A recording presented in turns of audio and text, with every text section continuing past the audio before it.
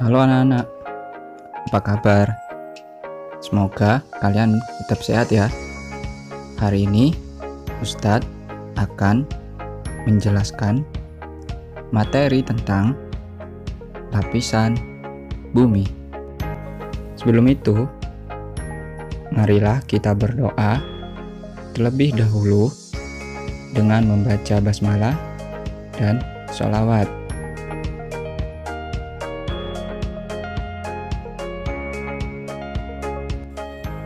Selanjutnya, bukalah Quran Surah At-Tolaq ayat 12.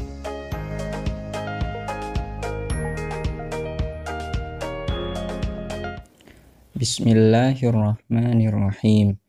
Allahul ladzi khalaqa sab'a samawati wa minal ardi mislahunna yatanazzalul amru bainahunna lita'lamu annallaha ala kulli syai'in qadir wa annallaha qad ahata bikulli syai'in ilma.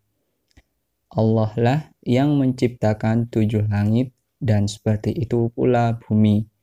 Perintah Allah berlaku padanya agar kamu mengetahui bahwasanya Allah Maha Kuasa atas segala sesuatu, dan sesungguhnya Allah ilmunya benar-benar meliputi segala sesuatu. Menurut Al-Quran, langit dan bumi ada 7 lapis. Bagaimana menurut ilmu pengetahuan? Yuk, simak penjelasan berikut ini. Secara garis besar, bumi terdiri atas atmosfer, litosfer, dan hidrosfer. Atmosfer adalah lapisan udara yang mengelilingi bumi, terdiri dari 78% nitrogen dan 21% oksigen.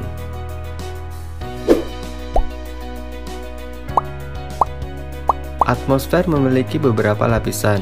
Yang pertama, troposfer, yang kedua, stratosfer, yang ketiga, mesosfer, yang keempat, termosfer, dan yang kelima, eksosfer.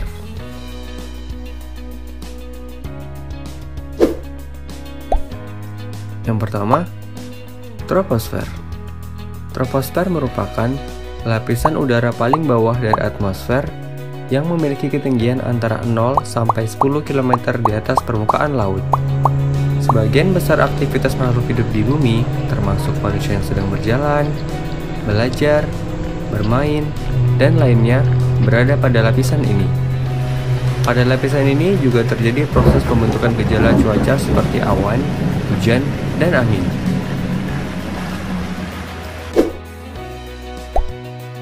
Lapisan yang kedua, stratosfer. Stratosfer adalah lapisan udara yang menunjukkan perubahan temperatur. Lapisan ini berada pada ketinggian 10-50 km di atas permukaan laut. Pesawat terbang pada lapisan stratosfer karena lapisan ini sudah tidak lagi terpengaruh oleh unsur-unsur cuaca sehingga tidak mengganggu penerbangan. Pada lapisan ini juga terdapat lapisan ozon yang berfungsi untuk menyerap atau mengurangi radiasi sinar ultraviolet. Yang ketiga, mesosfer, berada pada ketinggian 85 km di atas permukaan laut. Lapisan ini berfungsi sebagai pelindung bumi dari benda-benda luar angkasa. Saat melihat fenomena meteor, kamu menyaksikan bahwa seolah-olah meteor tersebut melintasi bumi dan menghilang. Namun yang terjadi sebenarnya adalah meteor sedang menuju ke bumi, akan tetapi meteor itu sudah terbakar habis di atmosfer. Yang keempat, termosfer, yang memiliki ketinggian sekitar 85 km sampai 500 km di atas permukaan laut. Dinamakan termosfer karena suhunya sangat panas, yaitu mencapai 1982 derajat Celcius. Pada termosfer, terdapat lapisan yang memiliki partikel ion yang disebut ionosfer. Pada lapisan ionosfer, terjadi proses ionisasi yang menyebabkan terkumpulnya proton dan elektron. Pada lapisan ini juga terdapat fenomena sinar kutub atau aurora.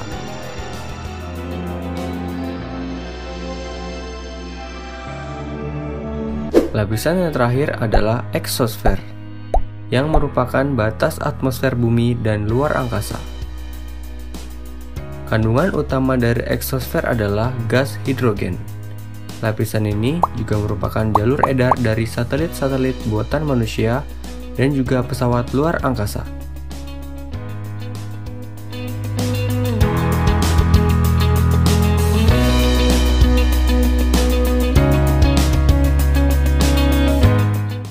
Litosfer. Litosfer adalah lapisan batuan yang ada di bumi. Dalam arti yang luas, litosfer juga berarti seluruh bagian padat yang ada di bumi, termasuk intinya. Struktur padat di bumi terdiri atas 3 bagian.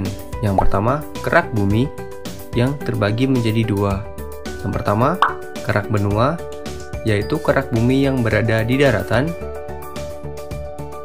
Yang kedua, kerak samudra, yaitu kerak bumi yang berada di dalam laut. Struktur yang kedua yaitu mantel bumi, yang terbagi menjadi 2, yaitu mantel atas dan mantel bawah. Struktur padat di bumi yang ketiga yaitu inti bumi, yang juga terbagi menjadi 2, yaitu inti luar, bersifat cairan pekat, dan inti dalam yang bersifat pekat namun menyerupai padatan. Berdasarkan struktur bumi, ada 2 teori mendasar yang perlu dipelajari. Yang pertama, teori tektonik lempeng, dan yang kedua, teori gempa bumi dan gunung berapi. Yang pertama, teori tektonik lempeng. Berdasarkan teori ini, kerak bumi dan bagian atas dari mantel bumi terbagi menjadi beberapa bagian. Bagian ini disebut lempeng. Lempeng bersifat plastis dan dapat bergerak di lapisan ini.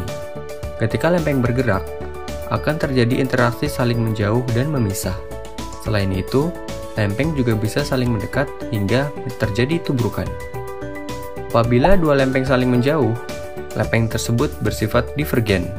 Divergen ini akan mengakibatkan peristiwa patahan atau retakan. Ketika 2 lempeng saling mendekat, maka pergerakan tersebut disebut konvergen. Pergerakan lempeng secara konvergen akan mengakibatkan tabrakan antar lempeng. Yang kedua, teori gempa bumi dan gunung berapi. Gempa bumi adalah energi yang terjadi di permukaan bumi akibat pergerakan lempeng. Semakin besar energi yang dilepaskan, maka getarannya akan semakin besar dan kerusakan semakin parah. Begitu juga sebaliknya. Bumi juga melepaskan gelombang atau getaran yang merambat yang disebut gelombang seismik. Ketika gempa terjadi di dasar laut, gerakan lempeng tersebut akan mendorong air laut ke atas sehingga timbul gelombang yang besar dan kuat yang biasa disebut tsunami. Gunung berapi. Selain gempa bumi, efek dari pergerakan lempeng adalah terbentuknya gunung berapi. Gunung berapi adalah proses naiknya magma ke permukaan yang menyebabkan erupsi. Saat terjadi erupsi, magma dan material lainnya dikeluarkan melalui kawah gunung berapi. Hidrosfer. Perhatikan bentuk bumi berikut ini. Dari sini kita menemukan bahwa hampir 70% dari bagian bumi ini berwarna biru. Warna biru tersebut adalah perairan yang ada di bumi. Hidrosfer adalah lapisan air yang menyelimuti bumi. Jika semua makhluk hidup yang ada di bumi memerlukan air, apakah air di bumi dapat berkurang atau habis? Atau jumlahnya akan bertambah ketika hujan? Atau bahkan tetap? Air di bumi memiliki sebuah siklus yang dinamakan siklus hidrologi atau siklus air. Siklus air adalah perputaran air secara terus-menerus dari bumi ke atmosfer dan kembali lagi ke bumi. Ada 3 jenis siklus air, yaitu siklus pendek, sedang, dan panjang. Siklus pendek terjadi ketika air laut menguap, kemudian terjadi kondensasi atau pengembunan, uap air membentuk awan, kemudian terjadilah hujan, dan kembali lagi ke laut.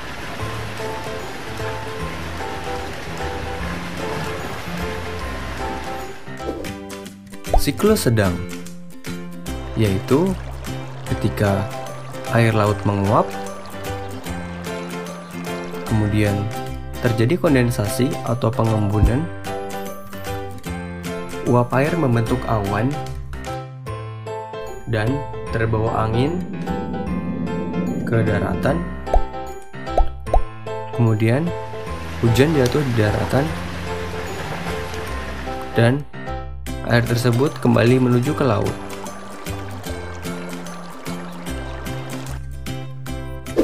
Yang ketiga, siklus panjang, yaitu ketika air laut menguap, terjadi kondensasi atau pengembunan, uap air membentuk awan, kemudian uap air terbawa angin ke daratan,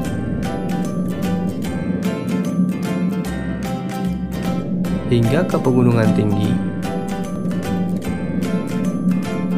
dan jatuh sebagai salju, kemudian terbentuklah gletser. Kemudian air mengalir melalui sungai dan kembali lagi menuju ke laut. Alhamdulillah, pembelajaran telah selesai. Kita akhiri dengan membaca hamdalah dan doa penutup majelis. Sampai ketemu di pembelajaran berikutnya. Wassalamualaikum warahmatullahi wabarakatuh.